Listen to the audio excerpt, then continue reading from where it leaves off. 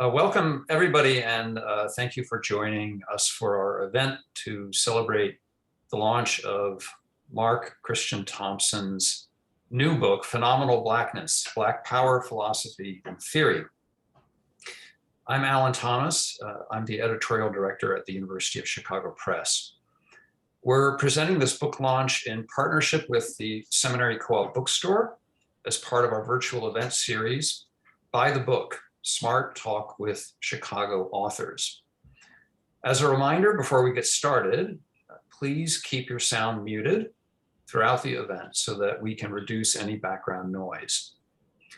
We will have time for a Q&A at the end of this event. So as we go, please put your questions in the Zoom chat.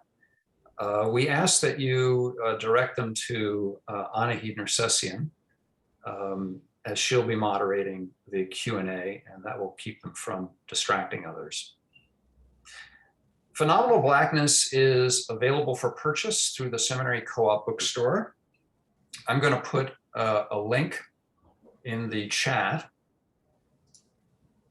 so that everyone can find it there.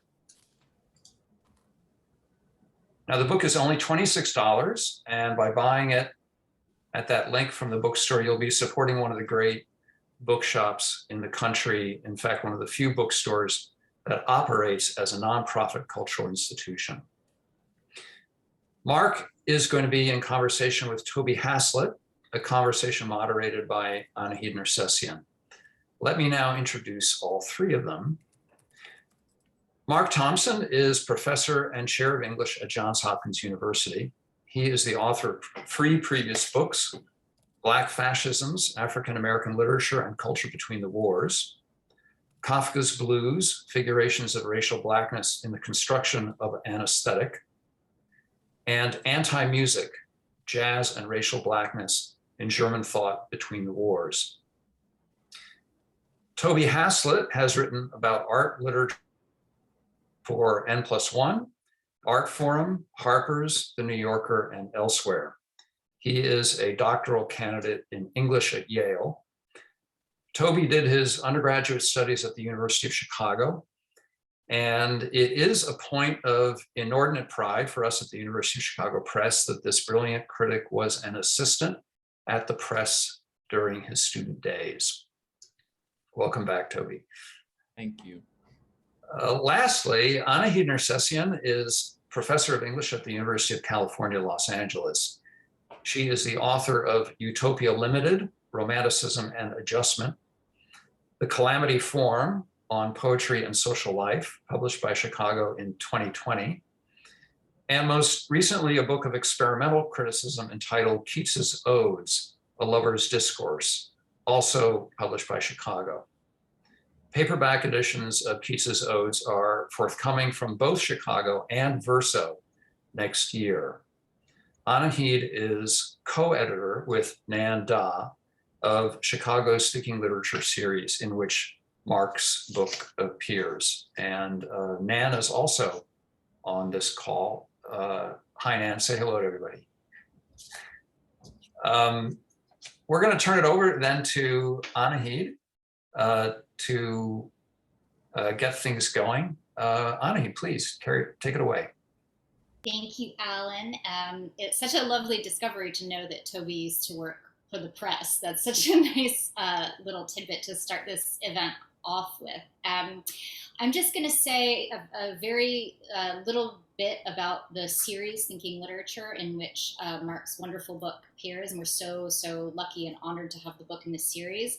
I partly wanted to say something about the series because when Nan and I were originally formulating it, and we were thinking of the series as a place where truly literary thinking could be done, and by that we meant work that understood there to be a meaningful and productive relationship between literature and philosophy. So we wanted to find find people who would consider literature as a special way of thinking about the world and as a unique lens from which to consider all sorts of social and political, as well as poetic and formal and narrative questions. And when we were sitting, I think I've told a version of this story many, many times, but as we were sitting across my parents' kitchen table, I remember Nan saying, well, a person that we would have to try to nab for the series would be Mark Christian Thompson. And so he was, from the very, sort of early days of us thinking about this series, a person who we so desperately wanted to work with, and we were so inspired by previous work he had done. And Nan, I think, knew that there was this book that became Phenomenal Blackness in the works. And so we immediately, as soon as we could, contacted him and asked him if he would consider the book for our series. And, Mirabile Dictu, he did, and here we are. So we're so grateful to you, Mark, for letting us give your book a home. We're really, really honored and really, really happy. And, ever since, this is sort of another origin story, I think when the manuscript came in, we immediately thought to ourselves, oh, wouldn't Toby Hazlitt be such a wonderful interlocutor for Mark? Because we're both, huge fans of Toby's and of Toby's writing. I think Toby is probably one of the handful of writers who I will read absolutely everything that comes out, because it's just always inspiring and always kind of world shifting in various ways. So to us, this is just a really wonderful pairing, and we're so excited that everyone is here today and that we could make this event happen. So I think what I'm going to do is ask the very generic question of Mark, which is, can you tell us a little bit about your book? Can you tell us about the intellectual project of which it is a part? And then I'm going to absent myself from this conversation because no one is here to hear me. And I will be keeping an eye out for questions in the chat. So I think, as Alan said, please direct questions. I think you can only direct them to Meredith, Alan, or me. So please direct them to me, and I'll keep track of them. And then after about 45 minutes of conversation, I'll open it up to questions, or rather, I'll open it up to your questions, which I will then read for you. So yeah, Mark, can you tell us a little bit about the history of this project and how you came to write Phenomenal Blackness?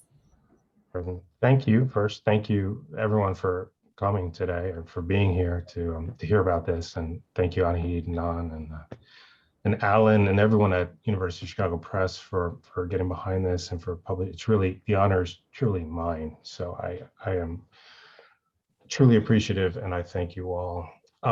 So this book, as you had heard about it, was part of actually a much larger project which grew out of a concern. I wouldn't say it was a trouble, but a concern about just the current moment in Black studies and in African American criticism and theory, and thinking about how it proceeds, how its discourse is shaped, and what gets read. And I started to wonder, well, how did we get to this point? But not in terms of a linear intellectual history from point A to point B to the present, but in terms of a set of concerns. How did this form of theorizing African American literature and culture come to prominence? And I was led back to a very specific moment in the early 60s, when it seemed that this history took a turn or a swerve that brought us to where we are today. It is ultimately part of a much larger project. My body of work seems a bit divided in a certain sense, but in fact, I see it as part of one whole history that tries to look at how race has been theorized in and around and through African American culture and thought from, let's say, the end of the 18th century to today.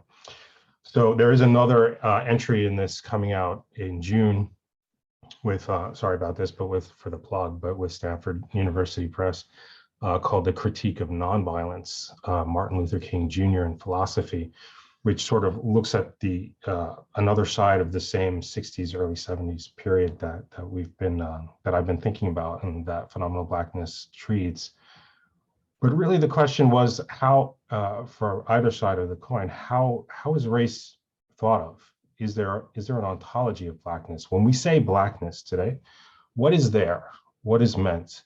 And how is this meaning generated in theory and in philosophy over the past few decades?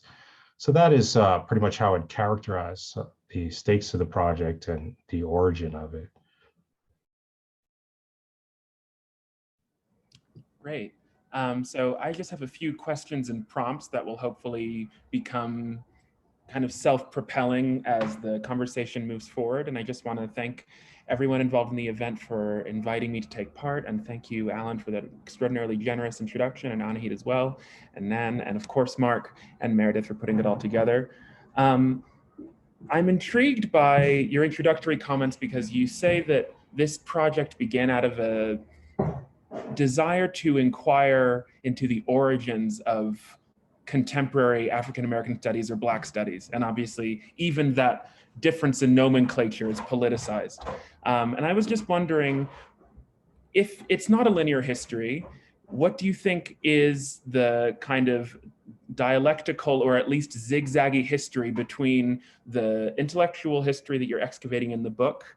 I mean, the interaction between Black writing in the 60s and the world of post-war German philosophy. You talk about Gadamer, Habermas, the Frankfurt School, and where we are today, where there has been what's sometimes referred to as an ontological turn in Black studies.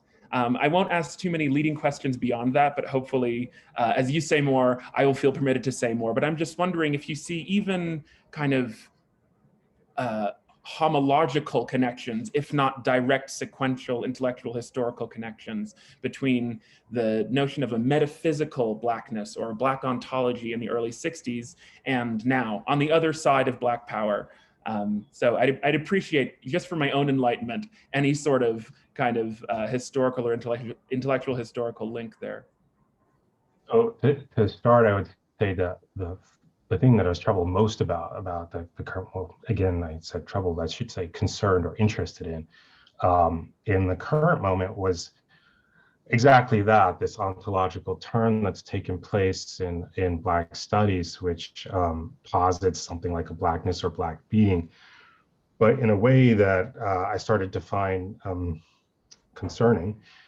So that particular, this end of the history that I'm telling isn't particularly linear because I see it as something that is in dialogue with itself in many ways. And so it's not really pushing a history forward.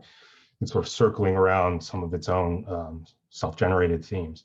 But the history that leads to this moment, I do sort of see in a linear fashion. And what I was understanding is happening was something like turn away from in the post-World War II environment, a turn away from in African-American studies and African-American thought, a focus or methodological focus on anthropology and sociology, and something that started to really look to philosophy and critical theory for explanatory models and modes of critical engagement in order to extrapolate and explain African-American culture.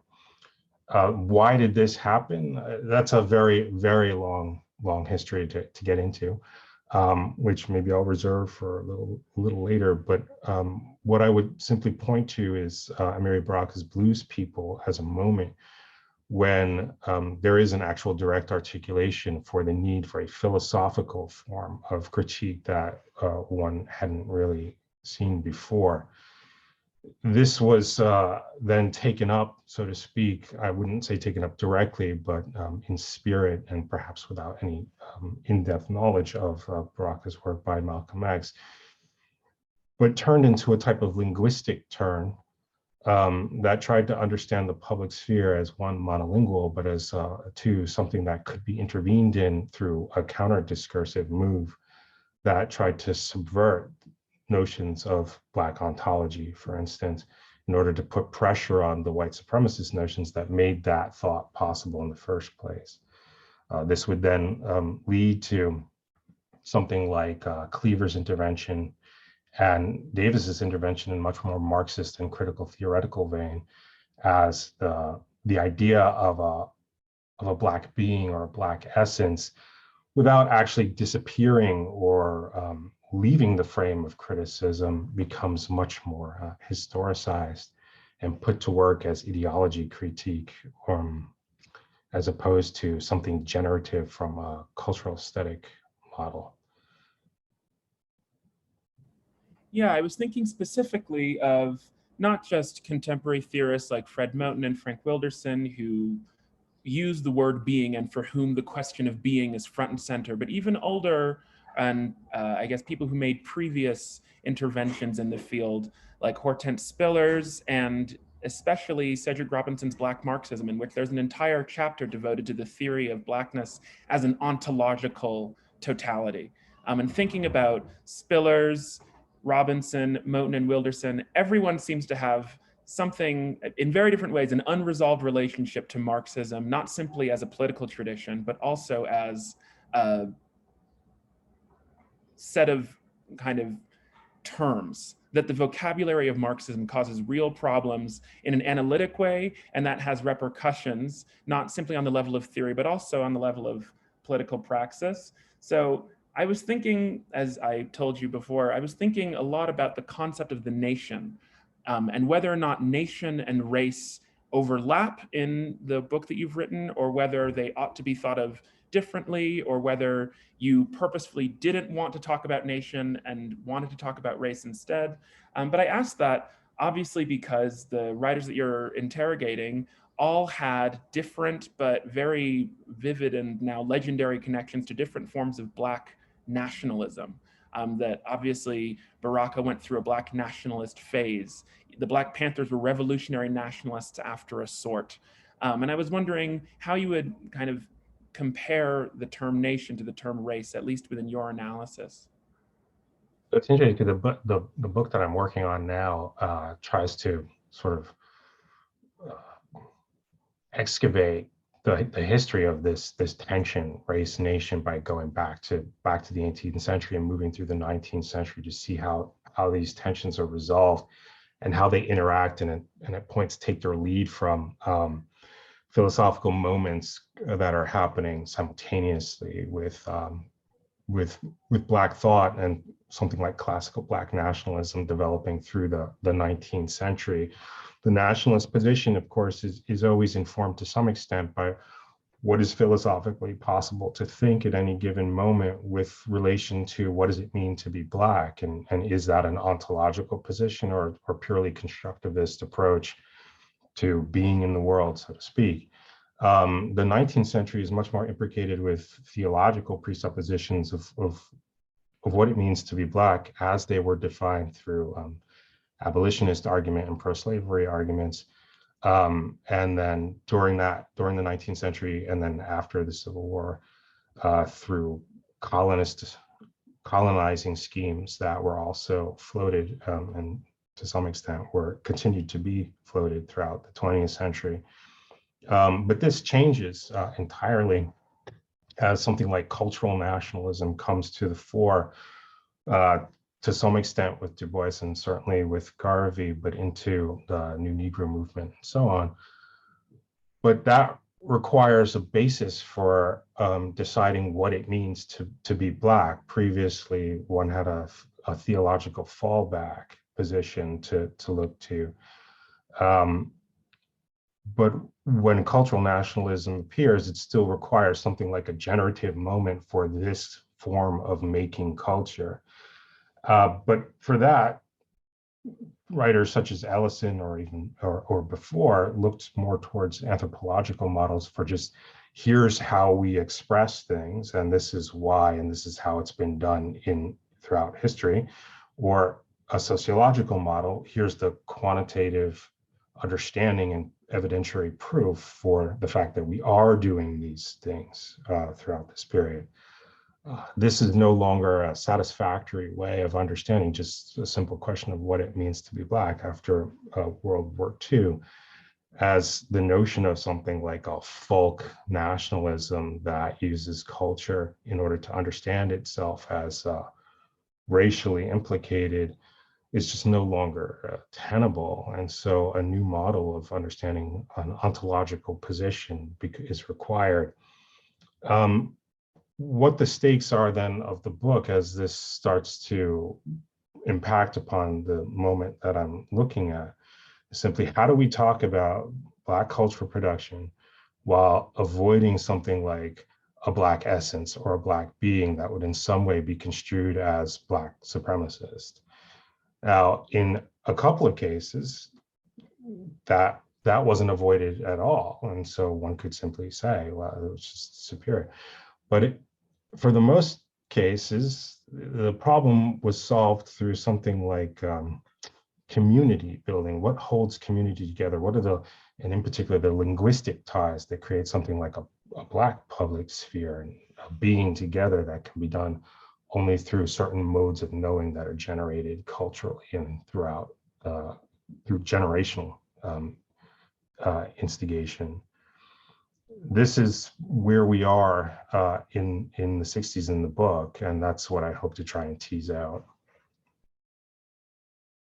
And an interesting historical feature of the connection between political struggle and linguistic activity is that obviously many of the people who you write about have tried to distance themselves both from Marxism as a vocabulary and from basically every Marxist party, with the exception of Angela Davis, obviously, who remains a member of CPUSA, and Eldridge Cleaver, who nevertheless tries to create a kind of indigenous form of Marxism-Leninism that has more to do with Huey Newton than with Marx or Lenin themselves. At least that's how you argue it in the book. But I was also thinking about older debates within Marxism-Leninism about the definition of the nation. I mean, Lenin's writing on the national question and Stalin's Marxism and the national question. There are all of these philosophical premises, these kind of metaphysical prerequisites for the very category of the nation, like you need to have a language in common. It would be nice if you had territory in common. Having a cultural heritage is also a boon. And I was just wondering, especially in the chapters on Malcolm X or Baldwin, whether there was any of that kind of filtered into the analysis, especially because, you know, Trotskyist groups ended up supporting Black nationalism for their own sectarian reasons and interviewing Malcolm in their magazine, The Militant. Baldwin himself was a Trotskyist as a young man. And I'm wondering about the extent to which all of these, not just political, but actually partisan connections and affiliations came into the argument or were avowed or disavowed by your protagonists. And I was just thinking about, you know, what is the ground of the concept of race? In the old days, you say there used to be a theological one. And the intriguing thing is that for the Nation of Islam, there still is a theological one. The question of what defines Blackness remains bound up with cosmogony. Like there is an actual origin story, but it's true that as soon as you abandon that, you start having to construct other prerequisites, or you have to shore up the category of Blackness in other ways. But yeah, I was just wondering whether the old Marxist debates on the national question factored at all into your analysis or into some of the history that you were uncovering here. So I went into that. First, let me say, though, just to pick up something that I forgot to mention in the last response, that each form of nationalism that we have is responsive to its own ontological understanding of race. So however one defines that race, the nationalist program that comes out of it or is built around it will, of course, reflect that, and that reflection will be mutual. Now, as far as the Marxist question, it's something that I dealt with pretty extensively just in Black Fascisms, because the notion of the nation within the nation that was kind of current in the 1930s and on was one that was a sticking point, and it's the inability for Richard Wright anyway, and for Ralph Ellison of the CPUSA really to negotiate to their satisfaction class conflict and race conflict, particularly in reference to the nation within the nation, was a point of rupture for them and a reason to walk away, to break. The way I understand it, and why we have something modified happening in the 60s, is that the earlier understanding, the more Depression era understanding of the nation within the nation still privileged class conflict, but what it understood was that class conflict produces something like the nation within the nation as not simply as an ideological existence or entity, but as a racially coherent, real community that exists, but only because there is class conflict and so on. This thus making race still subservient to class conflict. I don't think that in the early 60s that necessarily would have been a fully acceptable position. And so what you start to find in early Baraka and so on is a way of theorizing the blackness, not inclusively, of course, or as open, but as something that's defined by something other than, or that is supplemented by class conflict. So the idea wasn't to say, well, which one comes first, class conflict or race conflict, but to say, how might these two work together and supplement each other, and where does that conflict and that cooperation take place? Is it in the work of art? Is it in culture? Who knows where it is? Is it in ideology alone? And so the form of critique that one then brings to bear on this problem will lead the address, will lead the response, right? Well, it happens in ideology for Angela Davis in the late 60s and early 70s. It happens in the culture industry for the very early Baraka, who's still invested in an autonomous form of jazz and so on. Whereas a much more reified approach to that argument or discussion really wasn't. It fell in line with an anthropological and sociological approach to Black culture, but it was no longer viable by 1960. And related to that, I wanted to ask a brief question about somebody like Harold Crews, who is mentioned briefly in a note. And obviously, Harold Crews's attempt at theorizing Black ontology or a Black metaphysics is necessarily cut off or is openly preemptive, and that in Rebellion or Revolution, he says, what we need is something like metaphysical revolt. And he's taking metaphysical revolt from Camus' The Rebel. So a definitively French reference, perhaps the axiomatic, most central French reference. And yet he's calling for metaphysical revolt precisely because every existing form of Black nationalism or Black power seems to Crews to have been totally useless. And he could recognize this in 1967 or something. I forget exactly when that essay is, but obviously Rebellion or Revolution comes out in the late 60s. So from a French influence perspective, Harold Crews is talking about metaphysical revolt, but because your book is mostly about Germany, he isn't mentioned. But I wanted to kind of ask, and this is risking asking you to simply summarize parts of your book for the people who haven't had the opportunity to read it yet, but can you explain why what used to be a very French-influenced political and cultural community ended up becoming a German one? That in the beginning, there was French existentialism as embodied by Jean-Paul Sartre and Albert Camus, who had an obvious influence on people like Richard Wright and Ralph Ellison, and obviously Harold Crews. And then the people that you're investigating seem much more interested in a specifically German line of thinking, even though within the category of German post-war philosophy, as you lay out, there are a lot of internal differences. For instance, there's an entire chapter where you talk about the Gadamer, Habermas, Malcolm X debate, somehow introjecting Malcolm X as a figure who represents the pragmatics of Black politics into the intra-German debate between Gadamer and Habermas. So I guess my question is, how did this story become a German story, whereas before it was kind of a French story? Ultimately, it's a Black American story, obviously. Right. I'll lean a little into the forthcoming book, because that book deals rather extensively with the Panthers, and in particular, there's a bit on Huey Newton and the philosophical basis. First of all, Newton was, by his own autobiographical admission, was functionally illiterate in high school, and taught himself to read using Plato's Republic.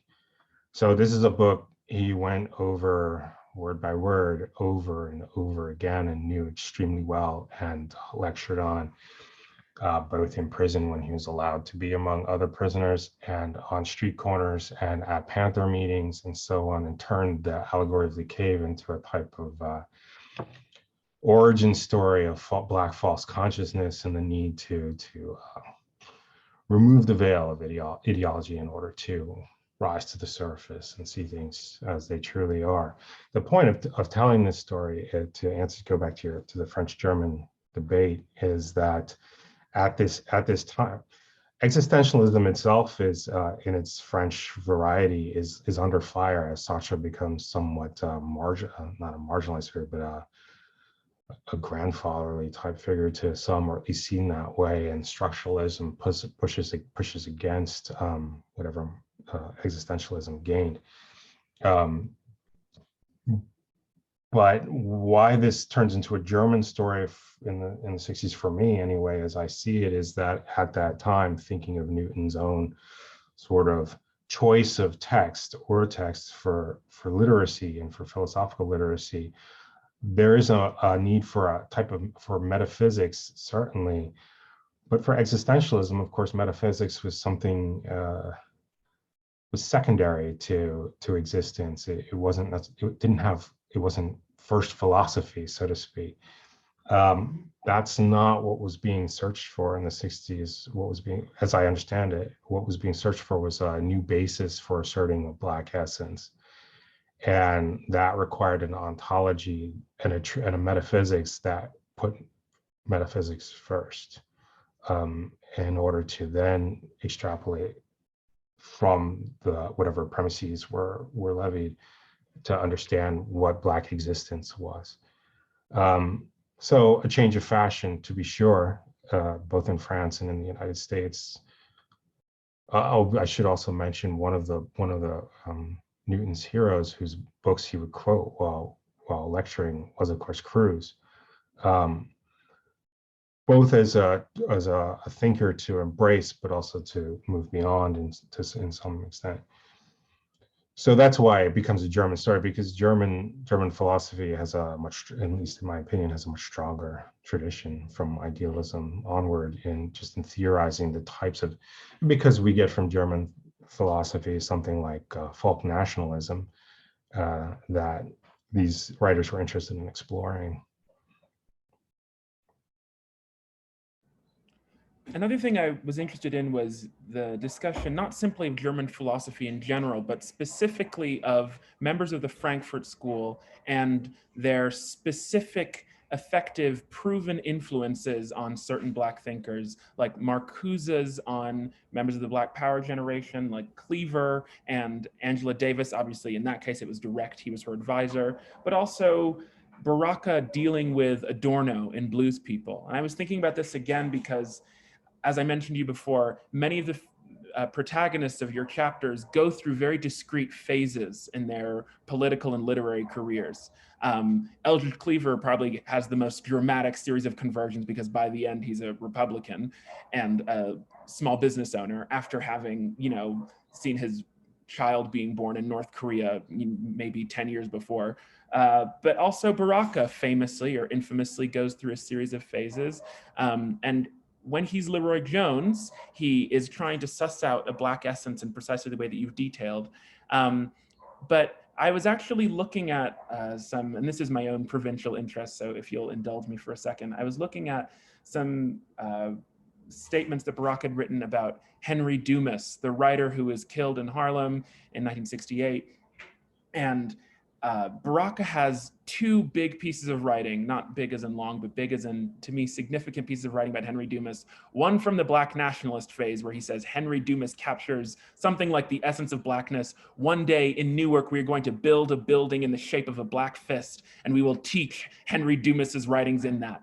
And I was just like, okay, wow, this is, if anything, characteristic of what I've been taught is Baraka's Black nationalist phase. But there's a second Henry Dumas essay that he writes after he's converted to Third World Marxism. And it's really clear that he's tried to take all of the language of ontology and metaphysics and basically run it through the processor of his newly adopted third world Marxism. And there's this really interesting moment where he talks about the specific effect of Henry Dumas's poems, and he refers to them as rhythm images. And there's a dash between rhythm and images. And I thought rhythm images, that's, in addition to being a very good coinage, which might come from somewhere else, it sounds a lot like Denkbild. It sounds a lot like thought images. And it sounds a lot like a kind of philosophical blackening of this Echt Frankfurt School concept. So I was wondering if you could just explain a bit more, both what's in the book and maybe other things that you found along the way about the relation between a figure like Baraka, who's not often associated with Adorno, Horkheimer, and Marcuse, and the Frankfurt School. A lot of it, again, and the book goes through this a bit early on. There are just three sort of evidentiary modes. The direct influence is the best one, so to speak, just for convincing the reader, and there you have plenty. Then there's a speculative mode, and then it's an inferential mode where you say, well, this is what's going on at this time around this set of ideas and this set of people, and so we can extrapolate from that. But the Frankfurt School specifically, I mean, it's fascinating, the idea that it would take a while just to think about this, because Marcuse's influence in the United States, direct, of course, on Davis and to some extent Cleaver, but profound on Davis, one should say. But just as a public intellectual philosopher, rock star who was dominating the cultural scene in this sense, is just hard to underestimate. And so, in this respect, that legacy of thought that starts to take shape or to coalesce in the 60s is clearly owes a lot clearly to the Frankfurt School to begin with. But to think about something like, so something I didn't include in the book, but is a sort of fascinating piece of evidence, is Adorno's recommendation letter for Angela Davis. And you know, it goes through what a great student she was. It's quite brief, you know, not the type of thing that we could probably write today, but if you're Adorno and you just like hire this person, I guess that's all you really needed. But one thing he's at pains to say, to write, is that, or to establish, is that she fully understood and was fluent in German, and not just any German, but philosophical German, and was able to deploy these terms with at her will. And so I think part of the problem is, and when we think about these two together, because the Frankfurt School and Black thought in the 60s is not that, it's hard to find examples either of inferential influence or direct influence, but there are just some institutional and artificial barriers between these two traditions that make it difficult to jump over the fence, so to speak, sometime, and start to make some connections which, once you're on one side or the other, or straddling in between, are quite easy to make. Again, not to do too much plugging for another book, but one of the things that I am at pains to do with the King book is to show the extent to which he was trained in philosophy as well as theology, as well as systematic theology, at a time when German theology in the 20th century was the mode of theological inquiry, and was completely fluent with Heidegger, in terms of whether or not he was reading in German, that he was not, but he was certainly familiar with Heidegger in translation, and talks about it pretty openly in some very famous texts. My question is simply, both for this book, that book, and any other book that I write in this vein, is, we know this, so what does it mean? Let's look in the texts and find out how they're using these ideas. I don't start from the assumption that someone was reading Adorno, but it's also not too hard to see that in Blues People, there are some pretty hardcore Adornian themes and ideas that are at work. And so once you're there, then it's just a matter of finding the evidence wherever it may lead. Sometimes it leads to an odd sort of place that you don't quite expect. But sometimes it's just right in front of you, and it's a matter of just having the will to say, okay, I'll go there and let's find out what happens. I think we're nearing the point where we can open it up to questions, but one last very local question that I had for you was, in especially the Baraka and Cleaver chapters, and the Angela Davis chapter to a lesser extent, but especially in the Baraka and Cleaver chapters, it becomes an issue of how to talk about capitalism and how to talk about the process of commodification, which should, if you are a relatively orthodox reader of Marx, be able to dissolve what we might casually think of as many ontological categories. To oppose commodification and to imagine that there is something resembling a black essence that can resist precisely the thing that has become basically paramount in dissolving ontological categories. So I'm especially interested in how you treated Baraka's writing about swing and bebop and the threat of commodification, and how the thing that resists the ultimate kind of melting power of capital and capital accumulation is a black essence, when obviously he's taking the notion of a kind of black aesthetic autonomy, as you argue, from Adorno's aesthetic theory. I'm also thinking about something like the lumpen proletariat, which in Marx is a necessarily heterogeneous category. I mean, the surplus population, or the relative surplus population, which includes the lumpen proletariat, is by definition a bunch of random things that have been soldered together by a particular political conjuncture. It is actually unique in its resistance to ontological fixity, and yet it somehow becomes the paramount ontological hero of the narrative that Cleaver is telling. And I was just wondering, do you think that in either case, the willingness to think about Blackness as a political force in a capitalist society can resist those kinds of temptations to ontology? I shouldn't say temptations, that's more moralizing than I mean it, I think. But do you think that it's possible to think about Blackness as a specific political, historical force and not rely on some deep well of philosophical certitude?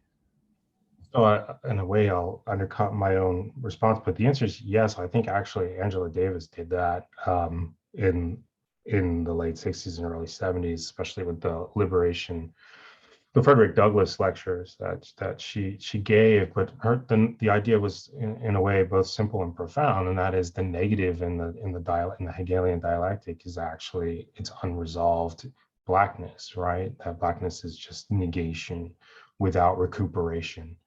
In any sense, and that the way to then combat this and understand this is through negative dialectic, which she of course takes from her actually advisor while in Frankfurt, which is Adorno, and to find the place through critique, through negative dialectic critique of blackness in philosophical history, but also as a key ideological component for white supremacy. Now, that said, one could make the argument that Davis's work turns somewhere else later, particularly in the 80s and with the Blues Book, to something much more indebted to an aesthetic dimension that she takes from Marcuse, which is a bit ontological in its argument. So it's hard to have race and de-ontologize it too. And so I'm not quite sure that is actually possible. But I'm certainly willing to find out. I don't want to take too much time because it's probably, I think maybe Anahid might want to start fielding some questions, but thank you for the questions. Thank you, that was excellent. That was a perfect segue. So thank you to both of you for that wonderful exchange. And then, this question is actually going to fit really nicely into all the things that were just coming up in that last couple of minutes there. So, and again, everybody, if you're there and listening, if you have a question, just shoot it to me over in the chat. But this question comes from Ken Warren. And I'm just going to read it out loud. And it is, I'm persuaded by your narration, so Mark, your narration, of a turn in the early 1960s, which is to say, I'm persuaded that you're describing the ways in which the writers, etc., understood the challenges they faced aesthetically or politically, but because, in my view, the problem of constituting an account of arts, aesthetics, or politics adequate or responsive to Black people as a whole can only lead to the reproduction of the mistake that is race, I'm not sure why you don't say more forthrightly that that ontological turn, however one attempts to make it, can only be a mistake. What do you see as being philosophically productive about these efforts? Okay, so thank you, Ken, for that amazing question. And thanks for coming today. It's good to see you. I'll start with what I think is productive. First, what I think is productive by describing these moves is the ability to recognize them when they appear and to reject them as forcefully as we can. So I want to make sure that it's clear that I don't believe in essentialism. I'm just describing a moment when people did. So that's particularly important now where there has been a Black ontological turn, which to me is something that one needs to be excavated for its sort of genealogical history of how it comes into being in order to dismantle it as much as we can, but also to ask some very serious questions of what purpose does it serve today? Why are we here speaking in this way about Black studies in this institutional setting, and to what extent does coming right out and saying, I don't buy your argument because it seems to rely on a Black essentialist point of view, to what extent that has been falling on deaf ears, because there really just hasn't been a powerful enough, present company excluded, Toby, actually, there hasn't been a powerful enough critique of this type of overladen discourse that we're sometimes treated to at the moment in order to push back against the ontologization of Black studies that has taken place, which has also been a poeticization of it, because the difference between poetry and criticism has been quite consciously collapsed in many instances, where we can't really tell the difference between critical object and object. So that would be my response. I come right out and say it right now. This is something that we want to. I would like to just kind of expose and say, well, what purpose does it serve to re-ontologize Blackness in this way at this time? It seems kind of dangerous to me, actually, and I'd like to get away from it as best we can. But first, I have to understand it and sort of dismantle it piece by piece.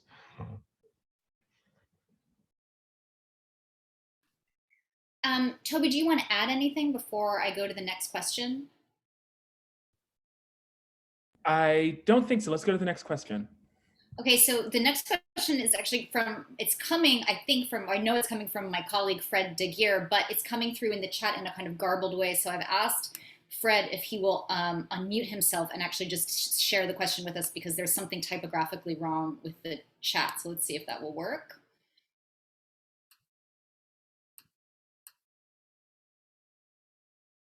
Hi, can you hear me? Yes. I'm sorry I can't type on my phone, but I had to switch because of my internet. I'm wondering if a Pan-African perspective helps, if it helps to go international, if you leave Fanon in tatters, and how, if a Caribbeanized perspective or an internationalized perspective helps at all in our reading of a problematic Black being. So I don't want to bring on board the idea of a Black being and essentialize it at all. But I do wonder if the nervous system doesn't have something hanging on it that allows for something enduring that can't be talked out of the room or made indebted to the Frankfurt School. Not just indebted to oppression, but to space, place, time, something collective. I'm just asking, I haven't got a thought here, I'm not at home with this, but I'm just wondering, because I'm in love with what you're saying, of course, and I love what you're saying. But I'm also wondering about a Caribbean experience that I come out of, where I grew up with something that appeared to cluster around the nervous system that wasn't named Black, but it appeared to move and breathe and poeticize in a recognizable form that roughly approximated to something that you could put some people around? Sorry, it's a long question, but do you see where I'm going with this? Did you want to say anything? I think this question would be better if you answered it, but I will say very briefly, I was thinking about that as well when reading your book, and it was one of the questions that I didn't have time to ask. The relation of Africa to the theoretical argument of the book is ambiguous because I think the writers that you're writing about don't really know how to approach it. So your imminent critique necessarily preserves that ambiguity, I think. Blues People begins with Baraka saying, in the beginning, there were Africans, then some things happened, and ultimately this is a form of American Black expression. It is a specific intervention into an American question that nevertheless relies on an ontologically stable and beautifully continuous with Africa concept of Blackness. And so I thought that was kind of interesting, and I'd be very eager to see how you respond to Fred's question as well, because I think it's really pertinent. Yeah, I mean, I wouldn't have much to say or to add to that. That would be original, except to say that, I mean, even for Baldwin just sort of famously didn't really deal well, at least not in my estimation, with the Black world outside of African America. And so the book really focuses one of the things that I perhaps would have liked to have made more explicit and hoped to in another book was the extent to which, when we say Black ontology, or when these writers were gesturing towards Black ontology, they're actually gesturing towards African American ontology, which is something even more problematic and philosophically difficult. It's not that Fanon goes by the wayside, especially for the Panthers or for Black Power generally. This is absolutely not the case. But nevertheless, the way in synthesizing Fanon is something that's unique from their perspective, unique to African American life, culture, writers, theorists, intellectuals.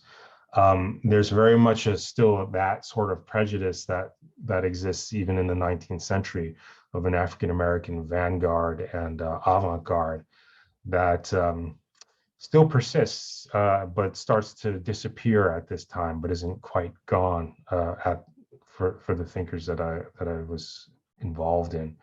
One could say Cleaver's a little different in this respect, but I still find the same sort of prejudices underlying some of his writings in the 60s and early 70s.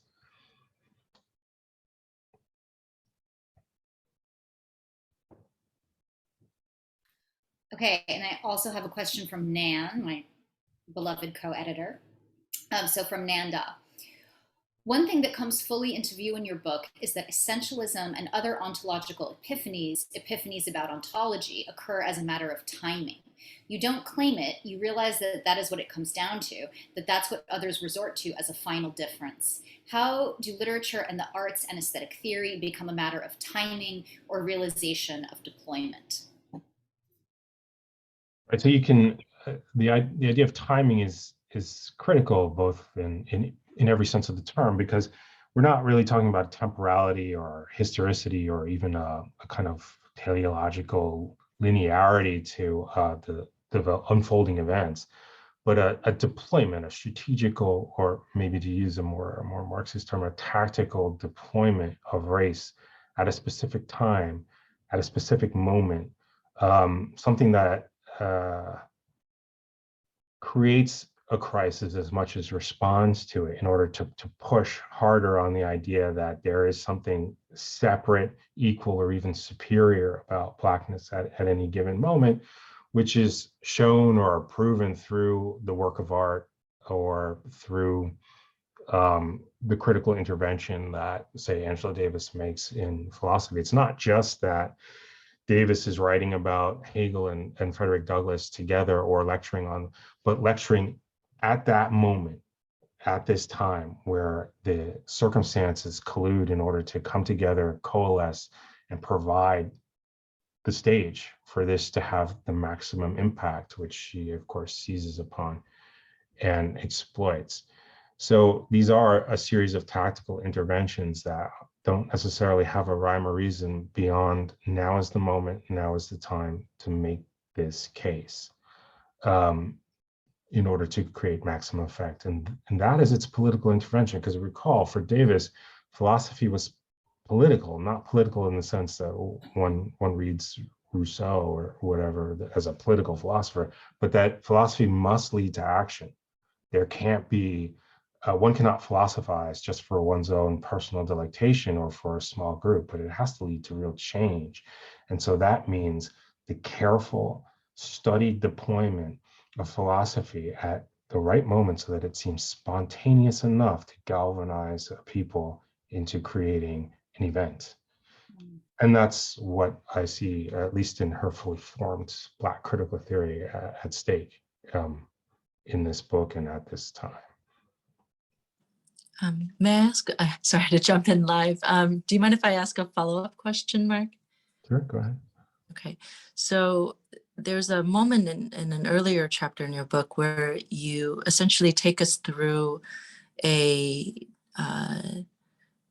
debate or an interpretive back and forth between Barak and Ellison.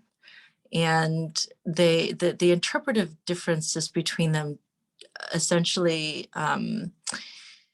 raise the problem of literature's like teleological integrativeness, right? So art, music, literature, these things are primed to be transcendental, right? They're sort of primed for, again, I just love your phrase so much, teleological integrativeness. And it's in this dialogue between the two writers who are both tactically and tragically realizing race at different moments in their careers, that something essential comes through. So it's almost like, ontology is the hard crystal at the end of interpretive difference between, often between Black writers and thinkers themselves. And I just think that this is such an interesting dynamic, right? That essentially hermeneutic difference or difference in thinking about praxis, like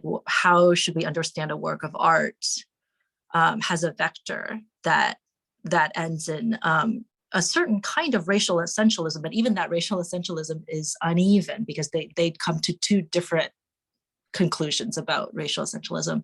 So I just wanted to point that out as being a kind of interesting moment in the chapter, as to how criticism becomes consequential, and invite you to maybe speak a little more about that particular moment or moment in the chapter, or that moment in your thinking. I'll link it to your series, actually, and very briefly. So I'm not sure how much time I have left, but really how they think together, how they think literature, let's say, or what Baraka would call literary Negroness, is in fact the joining thread, right? The conclusions can be totally different. Even the way in which one discusses on one side can be different from how it's discussed on the other side, but ultimately that these discussions are taking place between these two authors embeds them from the hermeneutical perspective that I tried to draw out with the Gadamer part, for better or for worse, embeds them in a tradition that has really only one truly unifying factor or element, and that is Blackness. Right? So how then one goes about talking about that and positioning oneself within that continuum, that tradition, that continuum of tradition, will determine the conclusion one draws for what it means to, what is Blackness as a philosophical concept, but also as a praxis.